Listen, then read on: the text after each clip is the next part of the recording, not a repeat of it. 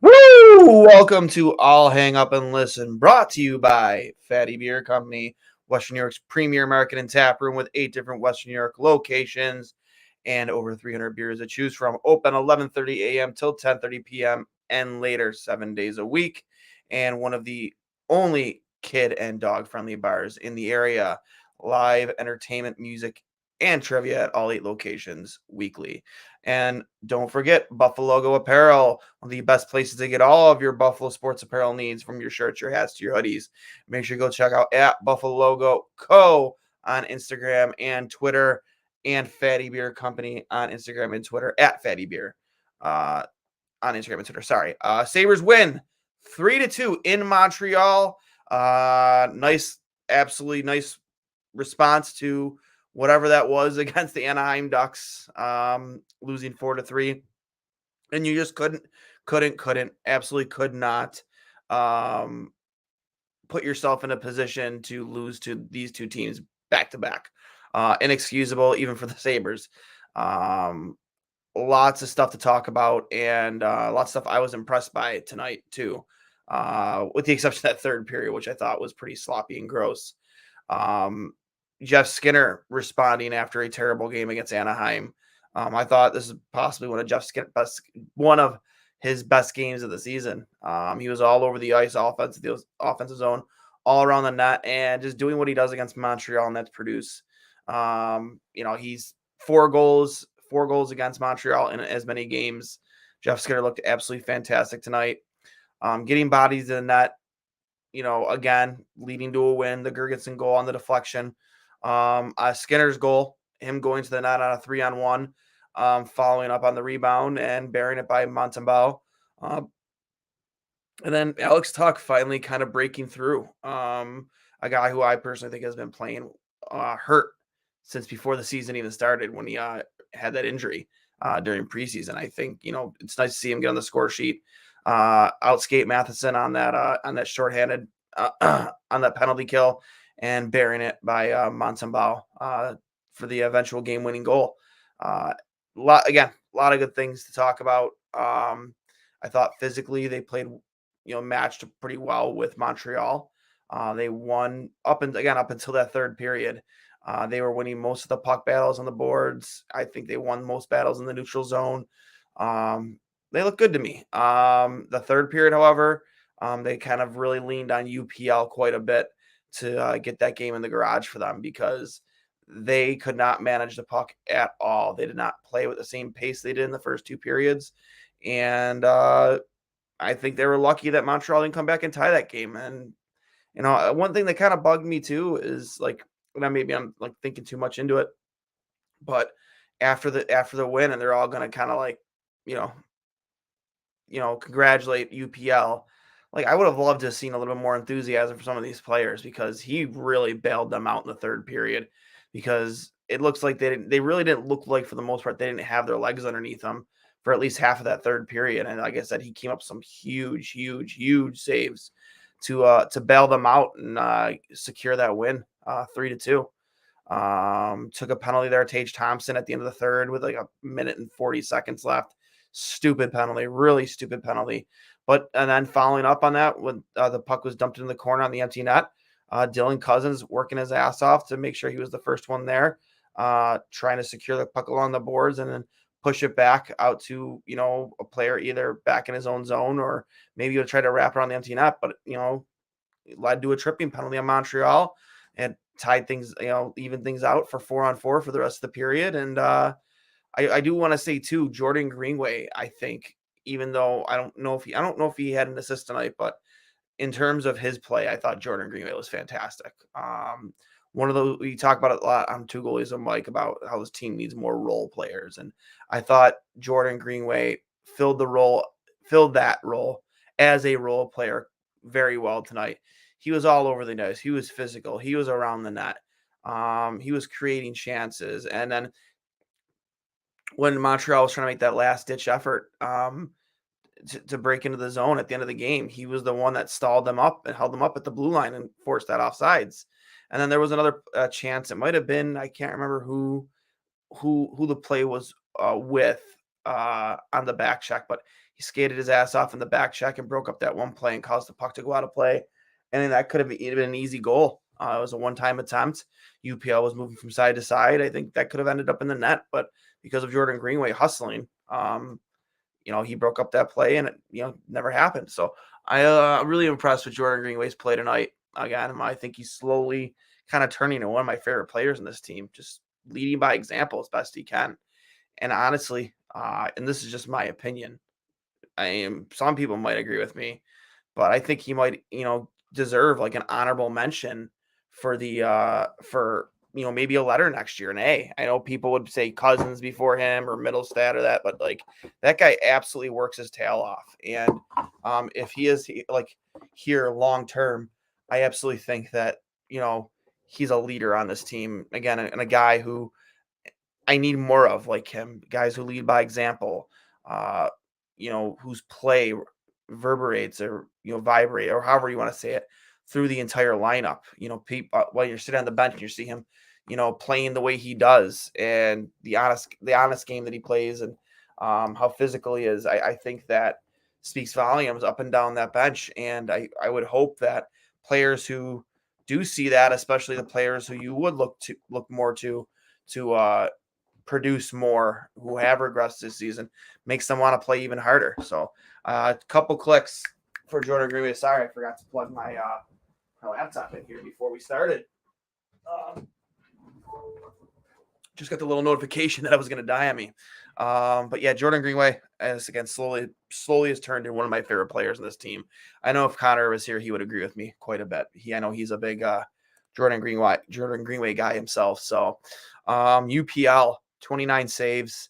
Another fantastic game, bouncing back after a tough one against the Anaheim Ducks, which, you can put some blame on him, sure, but how many times this season has, tonight, for instance, how many times this season has, like, Ukko-Pekka Luukkonen bailed us out, played fantastic, kept us in games so many times, and sometimes you gotta be able to lift him up. And I know we didn't play like a bad game against Anaheim, but it's Anaheim.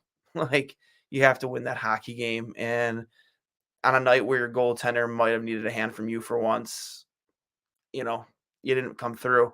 And again, tonight he comes through for you. So a couple clicks for UPL.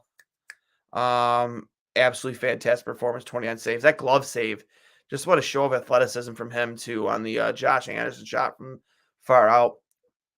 Gets tipped in front, and his ability to read and react to that deflection, get his glove on it, and just the athleticism, just stretching his body out the way he did.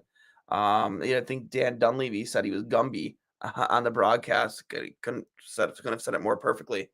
He did look a little bit like Gumby there, and save of the game for sure. Tweeted it out, brought to you by Fatty Beer. Save of the game, that glove save on Josh Anderson, the deflection shot from Josh Anderson. Absolutely 5-star save in my opinion. So a couple of comments in here from the Peanut Gallery. Another good game from UPL from Kevin. Absolutely agree. I think UPL was honestly the best player on the ice tonight. And it's a little bit closer because I thought Jeff Skinner had a great game. Again, I can't say enough about Jordan Greenway. I don't really think there was really any guys out there I look at. I hated their games tonight. I think the whole team as a whole responded well. And on the dad's trip, first game of the dad's trip, you saw a lot of highlights of each player's dad from the starting lineup, including Ukko-Pekka Luukkonen's father, reading their names in the lineup card in the locker room before the game. I thought that was pretty cool. Yeah, you see, always cool to see the dads and the moms trips.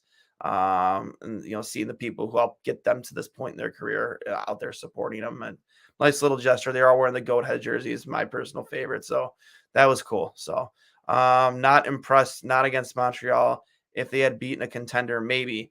I mean, I'm not going to sit here and say, not be happy about a win. I wish they'd win more at home. I mean, they have beaten contenders this year. They've beaten Vegas. They've beaten Boston.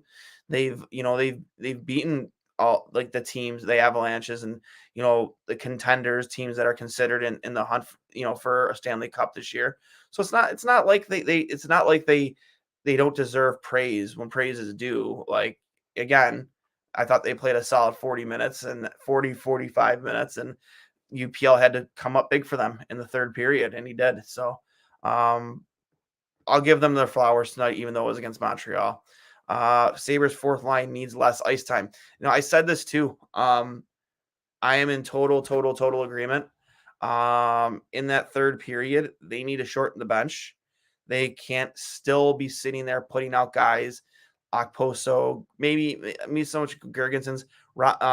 Robinson, sure, because I think Robinson's obviously he's still young and he has still a lot to offer. But Okposo, I mean, I know you're the captain. I know this is your final year, but if you're in any way serious about trying to go on a run here, and I know it's crazy to say that out loud, but you yourself got to know you're hindering the team in the third period. And as much as you want to help, I just think his lack of speed hurts them quite a bit, especially on that back check.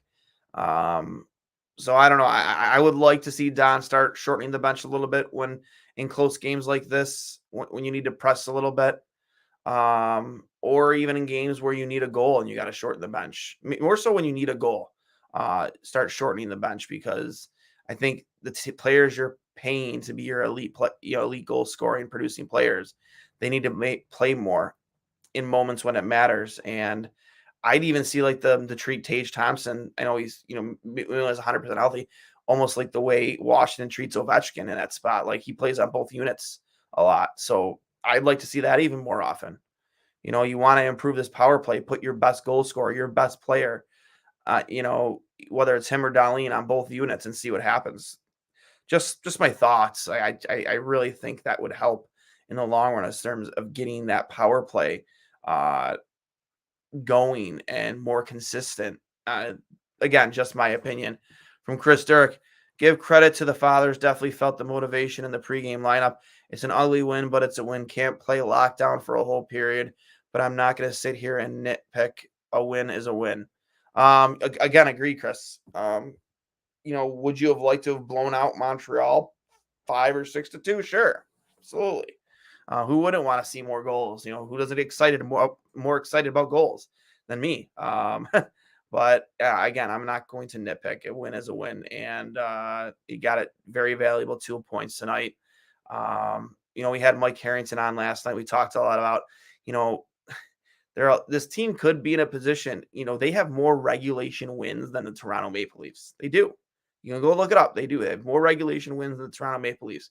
If they could have gotten a lot of these games where maybe the score was reversed, going into the third period, and you could have pulled out some loser points, this team could have been knocking on the door of the playoffs again at this point in the season. And they're not, because of that, because they can't figure out ways to, close out games, to beat teams that they should beat, or at least get these games into overtime.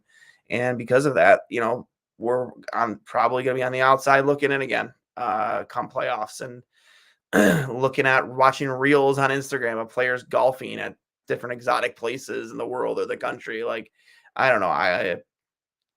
There's so many if, ands, or buts that could have happened this season to make it better. But for the most part, I think Mike was hit the nail on the head. Like, if this team could have at least found ways to secure more loser points this season, we could be looking at ending the drought this season, especially with the goal, even with the regression in scoring. Like you getting the goaltending, you have, even when Levi was here, you were getting the goaltending.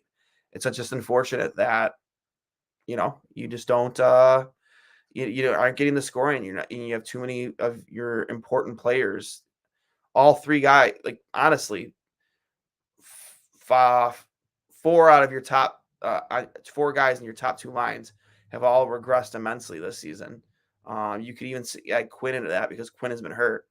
Um, I don't think you plan for that intense of that type of a regression. You think there might be some regression, but not to the intensity that we've seen this year. Like Tage Thompson going to go from scoring 47. You may be lucky to score 20 or 25. Same thing with Alex Tuck. Like it's unfortunate, and hopefully it's due to injury and it's not anything long lasting, and we see them come back next year and pick up right where they left off in 2022, 2023, and that's all we can really hope for. But yeah, so um, I'm not too sure how to feel about this team going forward. Obviously, Owen Power is put on IR. He might be done for the year. We know Samuelson's done for the season. I don't know. I want this team to win. I don't want to root for losing anymore.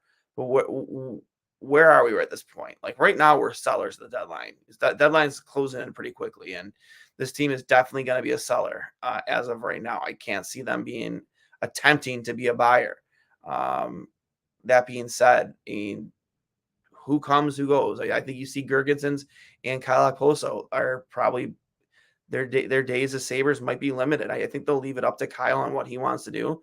But absolutely, Zemgus Girgensons, I could see him going to a team like Boston, 100%. They would salivate over a guy like Girgensons and the style he plays, and I think he would fit in that lineup very well. And I would root for Boston. I really would because I want to see Girgensons succeed. I want to see Kyle Okposo succeed, and I do think that those guys need to leave and go chase a playoff run, chase a cup. They deserve it. Especially Girgensons and Kyle. Like two guys, no two guys are more deserving, in my opinion. All the time they put in Buffalo and never see a playoff game, it stinks. And I'd be more than happy to see those two go take a run at a Stanley Cup with a team like Boston. I doubt Tampa can fit them in their cap. They're always crunched with the cap and they're always making moves, but I doubt it'd be a team like Tampa. 100%, I'd be more than happy to see them go to Boston. Anywhere but the Leafs. Anywhere. Don't go to Toronto. Absolutely not. Other guys, I think, Victor Olofsson is probably untradeable with his contract, even if you retain half of it for the rest of the season. I don't think anybody's taking on that contract. I don't know. I've always been a big advocate of trying to get Eichel to be an advocate for him in Vegas because I know how much Jack liked playing with him. And I think, if there's a guy that can get him going again, to be Jack Eichel. So not to talk about Jack Eichel in a positive light on this show, but it's true. I think Victor Olofsson's best year came playing on his wing.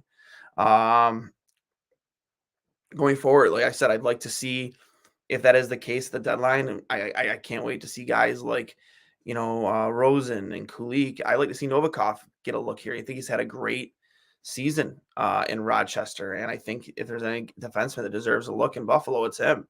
Like you should reward players for good play, even at the AHL level. I don't think we've seen the end of Devin Levi in Buffalo. I'm willing to bet we see him dress for at least maybe one or two more games this season. Why not? At the end of the year, he's playing fantastic in the AHL. Reward him, bring him back to the NHL, give him a few starts, let him go.